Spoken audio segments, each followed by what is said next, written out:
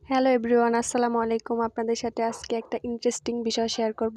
আমি যেখানে থাকি এখানে অন্য জায়গাতে বাড়ি করবেন, বাট উঠে যাওয়ার সময় মালিক আপনাকে টাকা রিটার্ন করবে। যে এমন টাকা আপনি খরচ করবেন সেটা আপনাকে রিটার্ন করবে। ভাবা যায়, আমি কখনো এটা দেখি নাই। কারা এরকম বিষয় জানতেন অবশ্যই কমেন্ট করে জানাবেন। আর এখানে আমি যেখানে থাকি হিউজ পরিমাণ জায়গা, বলার বাইরে এত পরিমাণ জায়গা আছে এখানে। আর প্রত্যেকটা প্লট বা আপনি ধরেন হচ্ছে 5 কাঠা বা 10 কাঠার একটা প্লট, প্রত্যেকটা প্লটের সামনে, প্রত্যেকটা বাড়ির সামনে রাস্তা আছে আর ড্রেন। পরিকল্পিতভাবে একটা মনে করেন জায়গা করছে, এখানে মালিক বাসার বাউন্ডারি করছে, বাট মালিক নেই, তো অন্যরা আর কি বাড়ি করে থাকে। ওদেরই একসময় জায়গা ছিল, ওরা বিক্রি করে দিছে কীভাবে জানি না।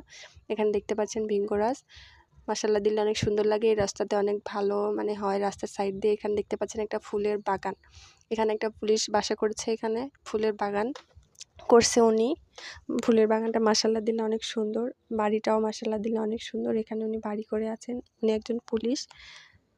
তারপরে হচ্ছে আপনার এখানে এত পরিমাণ জায়গা বলার বাইরে। আপনি যদি চান এখানে এসে যদি বাড়ি করে থাকেন, তাহলে আপনি ওঠার সময় যদি মালিক এসে বলে, সরকারি জায়গা হলে দিবে না, সরকার দিবে না, বাট মালিকানাধীন জায়গা হলে মালিক আপনাকে উঠে যাওয়ার সময় টাকা দিবে। কারণ আপনি একটা অ্যামাউন্ট খরচ করে এখানে বাড়ি উঠাবেন, আপনি সহজে উঠতে চাইবেন না।